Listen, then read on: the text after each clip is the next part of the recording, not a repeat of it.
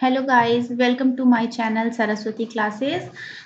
आज आपके लिए एक बहुत ही अच्छे टॉपिक पे मैं वीडियो लेकर आई हूँ। भारतीय शिक्षा आयोग 1882। ये बहुत इम्पोर्टेंट इसलिए है क्योंकि यहाँ से आपकी जो एजुकेशन है, जो भारतीयों की एजुकेशन थी उसके लिए बहुत ज़्यादा वर्क किया जाएगा और उनकी एजुकेशन को इम्प्रूव करने के लिए जो भी कोशिशें हो पाएंगी वो की जाएंगी। तो ब्रिटिश काल में ये भारतीयों के लिए शिक्षा के लिए जो इस्टेब्लिश किया पहला आयोग था, इसलिए इस पॉइंट ऑफ व्यू से भी बहुत इम्पोर्टेंट है।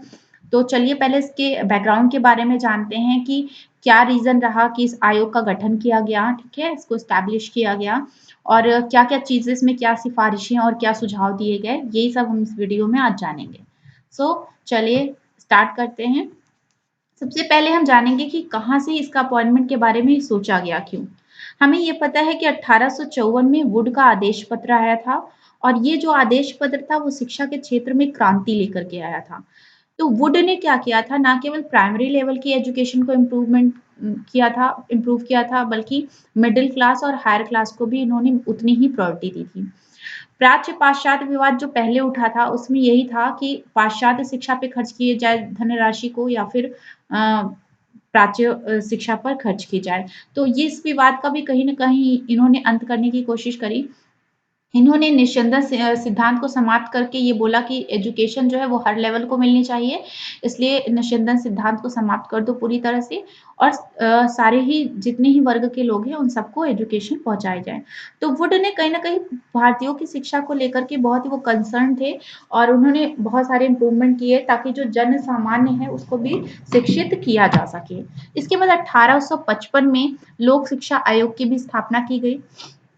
ये जो आयोग लोक शिक्षा आयोग बना था, इसका बेसिक पर्पस क्या था कि सहायता अनुदान प्रणाली जो है इस समय प्रचलित की गई ताकि जो भी इंस्टीट्यूशंस हैं उन्हें सहायता दी जा सके, इकोनॉमिकली उन्हें सपोर्ट दिया जा सके ताकि वो ज़्यादा से ज़्यादा इंस्टीट्यूशंस खुल सकें। फिर 1857 में क्या हुआ, एक बहुत बड़ा स्टेप इन्होंने वुड ने लिया था कि मद्रास, मुंबई और कलकत्ता में विश्वविद्यालय खोल दिए थे। इससे एजुकेशन जो है वो उच्च लेवल तक पहुँची और जितने भी लोग थे वो काफ़ी सारे लोग इस समय हायर एजुकेटेड हुए।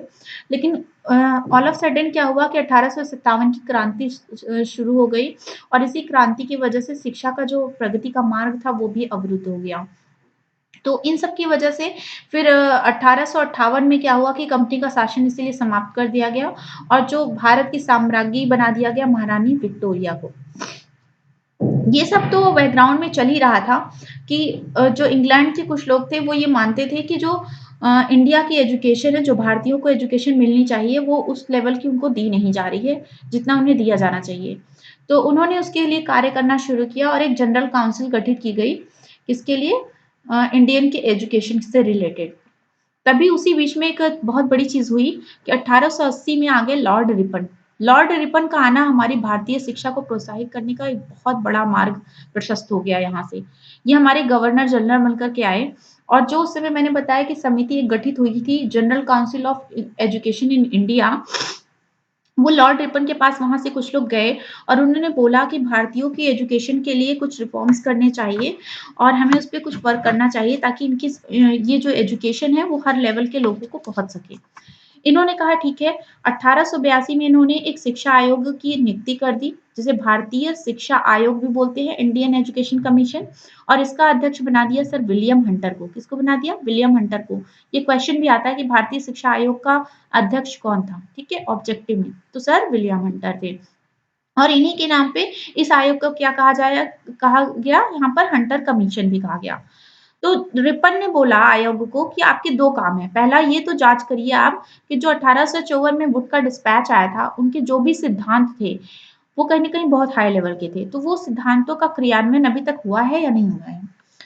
दूसरा कार्य इन्होंने दिया कि अगर सुझाव दीजिए कि जो नीतियाँ उन्होंने बनाई थी वो डिस्पैच में जो-जो भी पॉलिसीज़ आई थी, क्या उनका क्रियान्वयन किस प्रकार से किया जा सकता है? क्योंकि वुड के डिस्पैच में भारतीयों के लिए काफ़ी अच्छी चीज़ें थी, तो जो-जो भी भारतीयों की के फ़ेवर में चीज़ें थी, उनकी एजुकेशन के फ़ेवर में थी, उन सब पे काम करना अभी भी बाकी था। इसीलिए इस आयोग का गठन हुआ। ठीक है? तो चलिए अब हम जानेंगे कि आयोग की कौन-कौन सी सिफ़ारिशें थी जिस पे वर्क किया गया और उस सुझाव को रिपन ने एक्सेप्ट किया। तो सबसे पहले जो एजुकेशन पॉलिसी बनी थी 1854 में, उससे रिलेटेड कुछ चीज़ें देखी गईं और उस पे सजेशन दिया गया। कहा गया कि जो सरकार है, उसको पूरी तरह से राजकीय विद्यालयों से मुक्त हो जाना चाहिए, उसके उत्तरदायित्व से मुक्त हो जाना चाहिए। क्योंकि सरकार के पास रिसोर्सेज़ बहुत कम थे, उस वक़्त धन भी बहुत कम था, तो अगर वो बहुत सारे राजकीय विद्यालय खोलता है, तो उनके ऊपर बर्डन तो रहेगा ही रहेगा, उनकी ज़िम्मेदारियाँ भी बढ़ेंगी और क्या होगा, एजुकेशन भी लिमिटेड हो गई थी कि हाँ, राजकीय विद्यालयों से ही एजुकेशन मिलेगी। तो उन्होंने कहा नहीं, राजकीय विद्यालयों से आप पूरी तरह से एकदम फ्री हो जाइए, बल्कि इसकी जगह आप क्या करिए, जो व्यक्तिगत लेवल पर विद्यालय खोलना चाहते हैं, उन्हें प्रोत्साहित करिए। और इसके लिए आपको क्या करना है, उन्हें सहायता अनुदान नियम उदार बनाने हैं। ठीक है, सेकंड पॉइंट इनका ये था कि जो सहायता राशि आप देना चाहते हो, उसके लिए कुछ नियमों को सिंपल कर दीजिए ताकि जो व्यक्तिगत इंस्टीट्यूट खोलना चाहते हैं एजुकेशन के लिए वो खोल सकें और इस तरह से क्या होगा कि एजुकेशन का विस्तार हो सकेगा, ठीक है? वो सारे ही लेवल तक पहुँच सकेगी और जगह-जगह पे इंस्टीट्यूशंस खुल सकेंगे।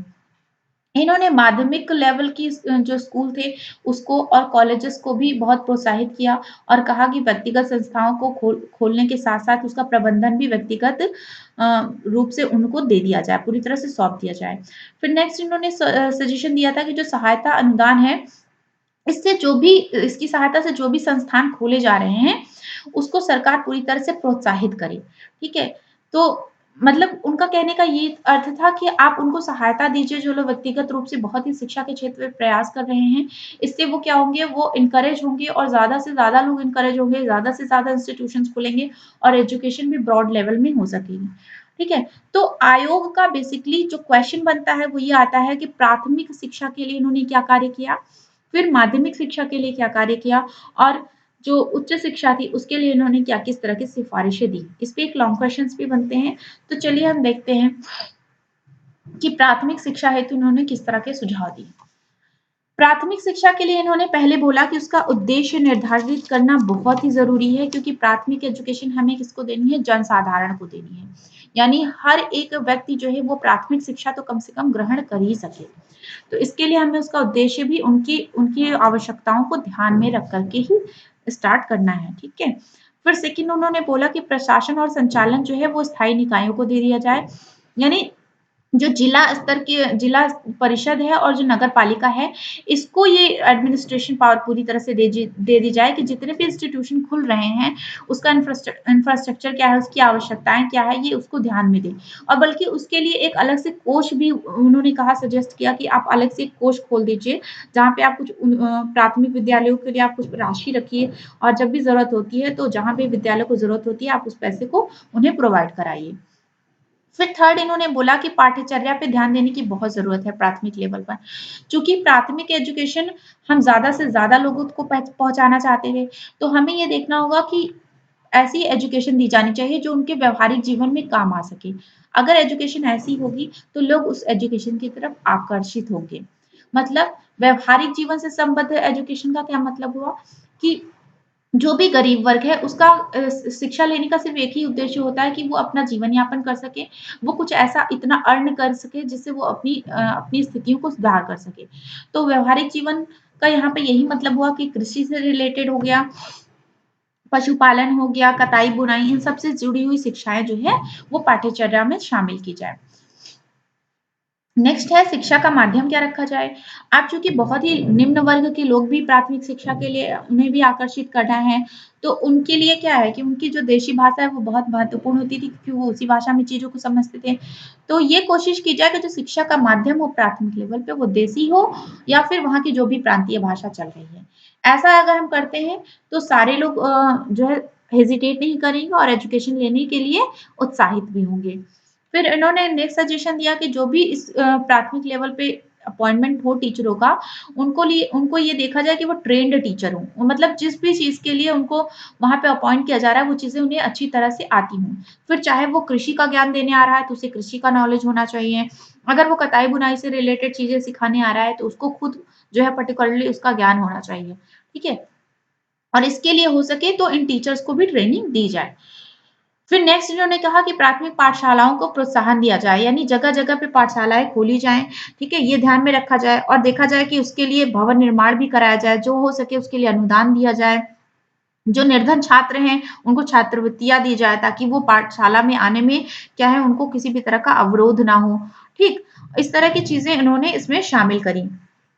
फिर अब हम देखते हैं कि माध्यमिक शिक्षा से रिलेटेड इस आयोग ने किस तरह के सुझाव दिए थे। बहुत ही इंपॉर्टेंट है ये भी। तो चलिए देखते हैं माध्यमिक में प्रशासन के लिए इन्होंने बोला कि माध्यमिक शिक्षा का जो भी एडमिनिस्ट्रेशन होगा वो धनी वर्ग के हाथों में दे दिया जाए। धनी वर्ग के हाथों में मतलब सरकार पूरी तरह से एजुकेशन पे जो अपना कमांड रख रही थी कि और अपने संस्थान खोले हुए थे उन्होंने। तो इस आयोग का ये था कि आप ये काम करिए कि ज़्यादा से ज़्यादा व्यक्तिगत लोगों को प्रोत्साहित करिए कि वो प्राइवेट इंस्टीट्यूशंस खोलें और जिनके पास भी पैसे हैं। और उसका एडमिनिस्ट्रेशन भी उन्हें दे दीजिए। इससे आप पूरी-पूरी तरह से ज़िम्मेदारी मुक्त हो जाएँगे और सरकार के प्रति जो आपके दायित्व है, आप उसके लिए काम कर सकेंगे। ठीक है? सेकंड इन्होंने कहा कि सहायता अनुदान में उदारता की जाए। जो लोग भी प्राइवेट इंस्टीट्यूशंस खोल रहे हैं, अगर ज़रूरत है तो उन्हें सहायता राशि प्रदान की जाए। ठीक है? थर्ड इन्होंने कहा शिक्षा के उद्देश्य क्या होने चाहिए। अब चूँकि माध्यमिक लेवल पर आ चुके हैं, तो यहाँ पर जो छात्र आएँगे माध्यमिक लेवल की शिक्षा लेने के लिए, वो 2 तरह के छात्र होते हैं। एक जिनको अपना सामान्य जीवन जो है यापन करना है, जो कुछ अर्न करना चाहते हैं अपनी शिक्षा के माध्यम से, वो सीखना चाहते हैं कुछ ऐसी चीज़ें जिससे उनकी इनका जीवन स्तर बढ़ सके, ऊँचा हो सके, तो उनके लिए पाठ्यक्रम बी बनाया गया है। ठीक है? ये तो उद्देश्य हो गया और इसके लिए पाठ्यक्रम क्या बनाया गया? पाठ्यक्रम बी, सामान्य शिक्षा से रिलेटेड। जैसे इसमें कृषि हो गया आपका और जैसे आप बोल सकते हैं कताई-बुनाई या फिर हिसाब वगैरह के से रिलेटेड ये सब चीज़ें उसमें इंक्लूड करी गई। सेकंड जो स्टूडेंट आते थे, उनको लगता था वो माध्यमिक शिक्षा इसलिए लें ताकि वो उच्च शिक्षा के लिए भी क्या हो सके एलिजिबल हो सके, ठीक है? तो ऐसे स्टूडेंट्स के लिए क्या बनाया गया पाठ्यक्रम ए बनाया गया। इसमें कुछ ऐसे सब्जेक्ट थे जिसकी वजह से आप पढ़ने से आपका एडमिशन हायर लेवल पर होने में आसानी हो जाती है। फिर उन्होंने माध्यम को मातृभाषा रखा और अंग्रेजी। मातृभाषा रखने का रीज़न ये था कि सामान्य शिक्षा इस भाषा में देना आसान हो जाएगा सामान्य लोगों को। अंग्रेजी रखने का रीज़न ये था कि जो भी लोग हायर एजुकेशन लेना चाहते हैं, उनको अंग्रेजी का यहाँ पर अगर बेसिक नॉलेज दे दिया जाए, तो जब वो हायर क्लास में जाएँगे तो उन्हें चीज़ों को समझने में दिक्कत नहीं होगी। फिर नेक्स्ट उन्होंने कहा कि जो भी माध्यमिक लेवल पे टीचर्स अपॉइंट होते हैं, उनके लिए एक ट्रेनिंग इंस्टीट्यूट होना चाहिए, ताकि जब कभी भी वो माध्यमिक लेवल में पढ़ाने के लिए आएँ, तो वो पाठ्यक्रम को अच्छी तरह से समझ सकें और अपना पूरा-पूरा नॉलेज जो है वो स्टूडेंट्स तक डिलीवर कर सकें। तो वो बहुत अगर प्रशिक्षित होंगे, तभी वो अपने कार्य को अच्छी तरह से कर पाएँगे। ठीक, तो इन्होंने इसके लिए भी विद्यालय खोलने की बात की। अब उच्च लेवल पे भी इन्होंने बहुत सारे रिकमेंडेशंस दिए, जिसकी वजह से उसमें उच्च शिक्षा भी क्या हुई, बहुत ब्रॉड लेवल पर होने लगी थी। तो चलिए हम देखते हैं उच्च शिक्षा में क्या रिकमेंडेशंस थी इनकी। पहले तो इन्होंने कहा कि उच्च शिक्षा का उद्देश्य पता होना चाहिए कि क्यों ये उच्च शिक्षा दी जा रही है। तो बेसिकली उच्च शिक्षा देने का पर्पज़ पहला क्या था कि उन्हें उच्च ज्ञान की प्राप्ति कराना, यानी विज्ञान की चीज़ें उन्हें सिखाना, ठीक है? दूसरा नैतिक उत्थान कराना, मतलब उनके अंदर मोरालिटी डेवलप करके ये बताना कि क्या चीज़ें सही हैं और क्या गलत हैं, ये उनको अच्छी तरह से पता हो सके, ठीक है? और उनका नैतिक उत्थान हो सके। थर्ड इन्होंने कहा नागरिक कर्तव्य का ज्ञान कराना होना चाहिए उद्देश्य। मतलब कि एक नागरिक का अपने देश के प्रति क्या कर्तव्य होता है, ये भारतीयों को पता होना चाहिए। इसके लिए इन सब बातों का ध्यान रखते हुए ही करिकुलम डेवलप किया जाना चाहिए। नेक्स्ट था कि माध्यम क्या हो? तो माध्यम के लिए इन्होंने कुछ खास सुझाव नहीं दिया, इसलिए जो माध्यम रखा गया उच्च शिक्षा का वो अंग्रेजी ही रखा गया जैसे कि पहले भी था, वो डिस्पैच के टाइम में। फिर कुछ और चीज़ें हैं इन्होंने जो रिकमेंड की थी, वो उसके पॉइंट हम पढ़ते हैं जो इम्पोर्टेंट हैं। जैसे स्त्री शिक्षा के संबंध में इन्होंने बोला स्त्री शिक्षा को प्रोत्साहित करने की बहुत ज़्यादा ज़रूरत है, क्योंकि अगर एक स्त्री शिक्षित होती है तो हमारा समाज शिक्षित होता है और अगर समाज शिक्षित हो जाएगा, तो हमारा ये देश भी कहीं न कहीं डेवलप करेगा। तो स्त्री शिक्षा को प्रोत्साहित करने के लिए करना क्या-क्या है? उन्हें निःशुल्क शिक्षा देनी है।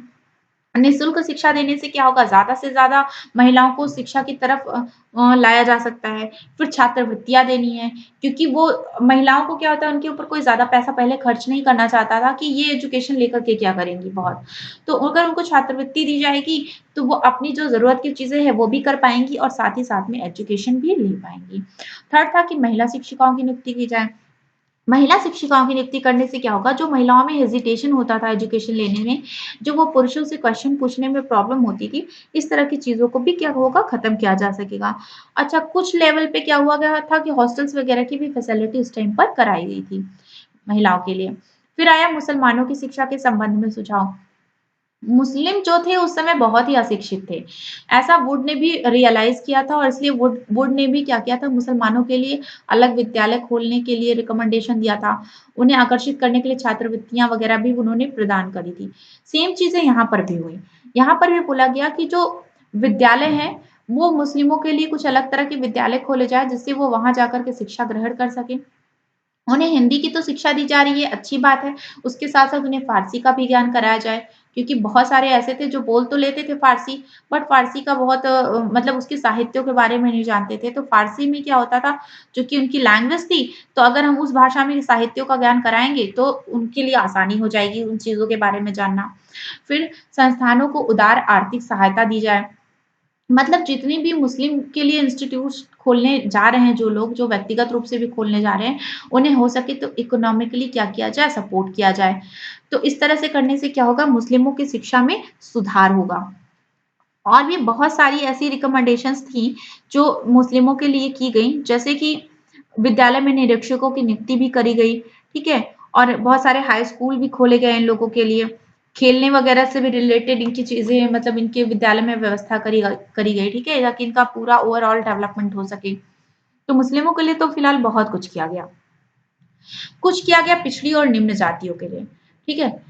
तो पिछड़ी और निम्न जाति के जो बच्चे थे, ये तो चूँकि बेचारे बहुत ही इकोनॉमिकली क्राइसिस थे इनके घर में, इनको खाने-वाने के लिए भी चीज़ें बहुत सोचना पड़ता था कि क्या खाएँ, क्या नहीं, क्योंकि पैसे तो बहुत ज़्यादा होते नहीं थे। तो इनके लिए कहा गया कि इनके जो लोग विद्यालय खोले जाएँ वो निःशुल्क हों, बच्चों को मतलब निःशुल्क शिक्षा दी जाए और साथ ही में क्या किया जाए, छात्रवृत्ति दी जाए ताकि वो अपनी ज़रूरत की चीज़ें भी उस छात्रवृत्ति से क्या कर सकें। फिर धार्मिक शिक्षा के संबंध में इन्होंने क्या दिया, इन्होंने कहा धार्मिक शिक्षा सरकारी स्कूलों में तो नहीं दी जानी चाहिए, ठीक है? क्योंकि सरकारी स्कूल में हर वर्ग का बच्चा आता है, अगर किसी पर्टिकुलर धर्म को हम प्रायोरिटी देंगे, तो दूसरे वर्ग का बच्चा यहाँ आने से हेजिटेट करेगा। लेकिन इन्होंने कहा हाँ, अगर कोई व्यक्तिगत रूप से कोई इंस्टीट्यूट खोल रहा है, जैसे मुस्लिम के इंस्टीट्यूट ही खोल रहे हैं, तो वहाँ पे आप धर्म की शिक्षा देना चाहो तो आप दे सकते हो। तो इस तरह की इन्होंने कुछ रिकमेंडेशन दी। अब चूँकि आप ये रिकमेंडेशंस पढ़ रहे हो तो आपको आइडिया लग गया होगा कि कुछ चीज़ें तो बहुत अच्छी थी इसमें, पर कुछ चीज़ें इसमें कुछ खराबियाँ, कुछ कमियाँ भी थी। तो जैसे अगर हम बात करें कभी-कभी अगर हमें इसका मूल्यांकन करना पड़ जाए इस पूरे-पूरे घोषणा पत्र का, ये जो पूरा आयोग है, तो हम पाते हैं कि कुछ चीज़ें अच्छी थी जैसे कि शिक्षा का विस्तार हो गया, ये बहुत अच्छा था यहाँ पर, है ना? क्योंकि क्यों प्राइवेटाइज़ेशन स्टार्ट हो गया, तो ज़्यादा से ज़्यादा लोगों ने विद्यालय खोला। तो पहली चीज़ तो ये अच्छी हो गई। दूसरा, सरकार क्या हो गई, ये पूरी तरह से अपनी ज़िम्मेदारी से मुक्त हो गई, ठीक है? और थर्ड क्या हुआ कि भारतीयों की शिक्षा के लिए व्यक्तिगत प्रयास होना शुरू हो गए, है ना? और चौथा चीज़ उन्होंने किया, ईसाई मिशनरियों का जो हस्तक्षेप होता था पहले, वो चीज़ें भी इसमें क्या हो गई, कम हो गई। हाँ, और फिर उसके बाद कुछ लॉसेस भी हमें दिख रहे हैं, जो भी हमने रिकमेंडेशन पढ़ी इसमें देखिए, जैसे इन्होंने मुस्लिमों की जब अलग से शिक्षा स्टार्ट करा दी, मैंने पहले बताया था कि मुसलमानों के लिए इन्होंने अलग से विद्यालय खोले। इसका इसका इम्पैक्ट क्या पड़ा, मतलब एक तरह से नुकसान क्या हुआ कि सांप्रदायिकता की भावना को बढ़ावा मिला, ठीक है? सांप्रदायिकता को बढ़ावा मिल गया। दूसरा चीज़ मैंने बोला कि सरकार पूरी तरह से मुक्त हो जाना चाहती थी, पूरा-पूरा ये प्राइवेटाइज़ेशन स्टार्ट हो गया था। व्यक्तिगत रूप से विद्यालय खुलने लगे और प्रबंधन भी उसका व्यक्तिगत रूप से दे दिया गया, तो उसका भी लॉस हुआ। उसका लॉस क्या हुआ कि अब जब प्राइवेटाइज़ेशन होगा तो लोग अपनी मनमानी ढंग से उसकी फीस रखेंगे, उसमें अपने नियम लगाएँगे, है ना? और धीरे-धीरे चूँकि सरकार का उस पे कमांड कम हो गया, तो लोगों ने अपनी मनमानी स्टार्ट कर दी और क्या हुआ, शिक्षा जो थी, जिस लेवल की जानी चाहिए थी, वो लेवल की शिक्षा नहीं जा पाई, पूरी तरह से ये दुष्प्रभावित हो गई। ठीक है? तो ये सब कुछ लॉसेस थे जो इन सब रिकमेंडेशन के आने से हुए, है ना? और आप इन सब चीज़ों को पॉइंट को नोट कर लीजिएगा और अच्छे से आप इसको एक्सप्लेन अगर करेंगे तो लॉन्ग क्वेश्चन प्रिपेयर हो जाएगा। शॉर्ट क्वेश्चन में ज़्यादातर मैंने पहले भी बताया कि आयोग किस उस ईयर में बना था, ये बहुत इम्पोर्टेंट होता है तो याद रखिएगा भारतीय शिक्षा आयोग 1882 में बना था। इसे कहते क्या थे? इसे हंटर कमीशन के नाम से भी कभी-कभी आता है कि हंटर कमीशन का एस्टेब्लिशमेंट कब हुआ? तो 1882 में हुआ था। फिर ये भी कभी-कभी पूछा जा सकता है कि जो है इसका पर्पस क्या था? तो मतलब जाँच करना और सुझाव देना था, ठीक है? और कौन था गवर्नर जनरल उस समय जब ये आयोग आया था? तो लॉर्ड रिपन थे, इससे ऑब्जेक्टिव क्वेश्चन्स बनेंगे। उसके अलावा कि प्राथमिक शिक्षा के लिए इन्होंने किस तरह का माध्यम रखा था प्राथमिक शिक्षा में? तो देशी और प्रांतीय भाषा का रखा था। फिर ऐसे ही पूछा जा सकता है कि माध्यमिक शिक्षा में जो पाठ्यक्रम ए है और पाठ्यक्रम बी इसका सुझाव किस आयोग ने दिया था? तो माध्यमिक इसका आयोग भी किसने दिया था? रिकमेंडेशन दी थी भारतीय शिक्षा आयोग ने दी थी। ये सब ऑब्जेक्टिव क्वेश्चंस बन रहे हैं, ठीक है? उसके अलावा कभी क्वेश्चन पूछा जा सकता है कि माध्यमिक शिक्षा के लिए आयोग ने जो माध्यम बताया था, वो कौन-कौन से माध्यम को उन्होंने रिकमेंड किया था? मातृभाषा और अंग्रेजी को किया था, ठीक है? इस तरह के ऑब्जेक्टिव क्वेश्चंस और जैसे अगर हायर एजुकेशन से भी कुछ बन सकता है कि उसमें क्या माध्यम दिया, तो उसमें भी अंग्रेजी पढ़ाई जाती थी, चूँकि रिकमेंडेशन तो कोई नहीं दी गई थी, लेकिन अंग्रेजी में ही पढ़ाया जाता था। ठीक है, स्त्रियों के लिए तो है ही, मुस्लिमों के लिए भी इन्होंने काम किया, फिर पिछड़ी जाति और निम्न जातियों के लिए भी इन्होंने शिक्षा जो है, शिक्षा पे वर्क किया और धार्मिक शिक्षा के लिए इन्होंने कभी-कभी पूछा जाता है कि इस आयोग ने धार्मिक शिक्षा के लिए क्या रिकमेंडेशन दी? तो सरकारी स्कूलों में तो पूरी तरह से मनाही कर दी कि नहीं धार्मिक शिक्षा नहीं होनी चाहिए, जबकि प्राइवेट इंस्टीट्यूशंस को इन्होंने पूरा सपोर्ट किया। तो बेसिक हम पाते क्या हैं, पूरे-पूरे इसमें हम पढ़ने के बाद हम ये जान पाते हैं कि यहाँ से प्राइवेटाइज़ेशन स्टार्ट हुआ स्कूलों का और जहाँ से प्राइवेटाइज़ेशन स्टार्ट हुआ, व्यक्तिगत रूप से विद्यालय खुलने लगे, तो बहुत सारे विद्यालय खुल गए। तो शिक्षा भी कहीं न कहीं इसका भी बहुत लेवल पे, बड़े लेवल पे विस्तार हो गया। तो ये रिकमेंडेशंस पूछी जाती हैं। अगर पूरी पूछी जाए कि माध्यमिक मतलब ये जो आपकी भारतीय शिक्षा आयोग है, इसकी रिकमेंडेशन क्या थी? तो आपको प्राथमिक, माध्यमिक और उच्च तीनों की ही बतानी है। पर अगर किसी इंडिविजुअल का पूछा जाएगा, तो आप उसे इंडिविजुअल इस पार्ट की रिकमेंडेशंस बताएँगे उससे रिलेटेड, ठीक है? सो थैंक यू गाइज़ और इससे जो भी ऑब्जेक्टिव क्वेश्चन्स बन रहे हैं, वो सब भी आप लोग नोट डाउन करते रहिएगा अपनी कॉपी में। अगर इससे रिलेटेड कोई भी आपका क्वेश्चन उठता है या आप कोई नया टॉपिक पे वीडियो चाहते हैं तो प्लीज़ मुझे कमेंट करिए और हो सके तो प्लीज़ इसको लाइक भी करिए, सब्सक्राइब करिए ताकि जितना ज़्यादा इसको लाइक मिलेगा उतना ही मोटिवेशन बढ़ेगा और नए-नए वीडियोज़ आएँगे आपके लिए। ठीक है? Thank you guys.